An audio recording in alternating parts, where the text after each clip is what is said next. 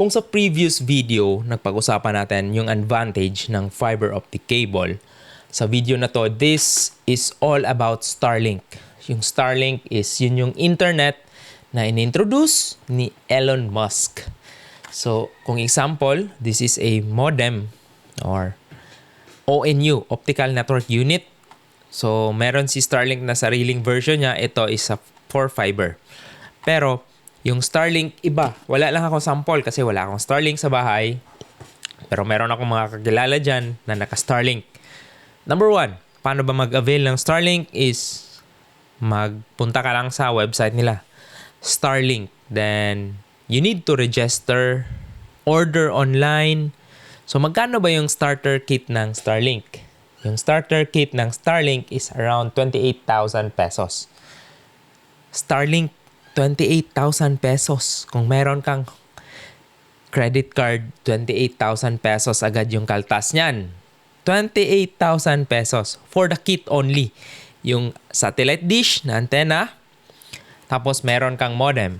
Wala pa yung Ethernet adapter kasi Wi-Fi lang yung pino-provide ng Starlink. And nagkaroon sila ng option. Yung connector nasa modem ni Starlink, example lang, may modem, tapos may accessory silang binibenta, mahal din yun. Then, dun ka na makakonect ng Ethernet cable or yun LAN cable. So, sa kit pa lang, magkano na yung gagastusin mo? 28,000 pesos. Except pa yan sa monthly fees na around 3,800 pesos or nagmahal na nga yun. So, 3,800 pesos. Compare sa fiber na postpaid na sa around 1,800. Tsaka prepaid na sa 700 pesos. Monthly, unlimited internet. So, price difference pa lang, isip-isip ka na kung kaya mo bang bayaran yung 3,800 plus 28,000 ng Starlink. Okay? Pera. Experience naman, yung Starlink na kagandahan is kahit saang lugar ka sa Pilipinas, available yung Starlink. Kahit nasa isla ka pa, available yung Starlink. Yun yung advantage ng Starlink. Wala siyang ganito, fiber optic cable. Yung antenna mo lang, itutuno, ano mo lang sa sky, once magkakuha ng signal from low Earth orbit satellites, LEOSAT, low Earth orbit satellite. Satellite technology kasi yung ginagamit nila. Yun, magkakaroon ka na ng high-speed na internet connectivity. Low Earth orbit. So, maganda na yung latency niya compared sa original Agila satellite, yung malalaking dish pa. Ngayon, si Elon Musk nag-improve kasi. So, decent lang yung makukuha mong speed around 100 Mbps. Yun. So, in terms of service, maganda yung Starlink kung nasa remote area ka. Pero, pag nasa city ka at may available na fiber cable, mag-subscribe ka na lang ng fiber cable. Yung isang kit ng Starlink, 2 years na yung 28,000 na fiber subscription. Pwede mo pang dalawahin. Isang ISP1, isang ISP2, pwede mga ISP3.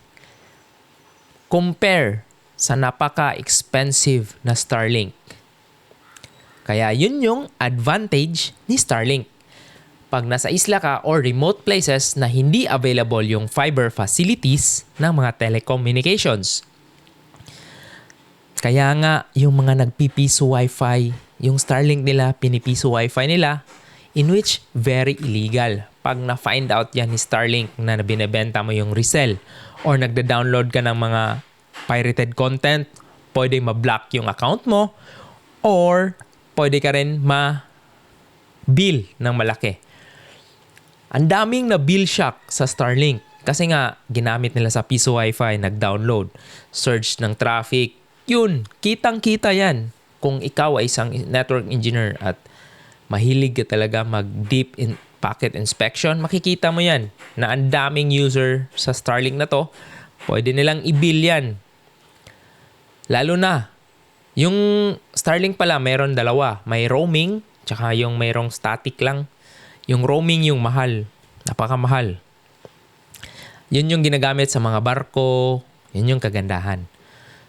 Kasi pwede. Kung mahilig ka mag-camping, Starlink yung option. Kasi hindi mo naman madadala yung fiber cable connectivity. Kaya yun yung advantage talaga pag naka-Starlink.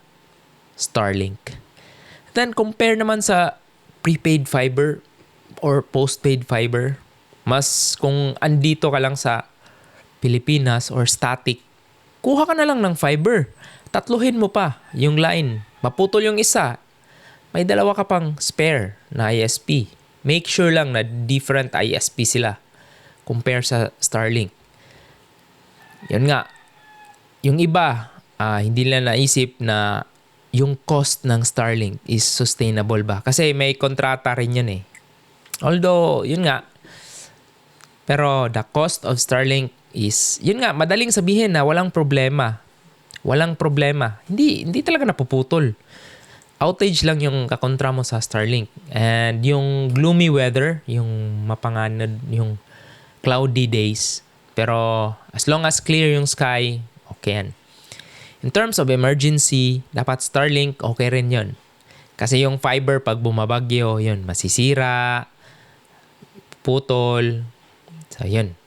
Advantage ng Starlink is connectivity itself. Kuha ka ng generator, on ka ng modem, lagay mo tutok mo sa taas, you have instant internet connection. Ikaw, merong internet, pero how about yung mga communication mo? Nahirapan din sila. Kaya, yun yung Starlink. Yes, it will have your internet connection madali. Pero yung inexpensive connectivity.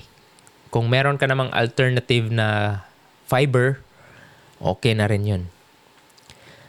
Actually, kung 100%, pwede mo naman fiber ka, may Starlink ka, kung talagang hindi ka pwede mawalan ng internet connection sa bahay.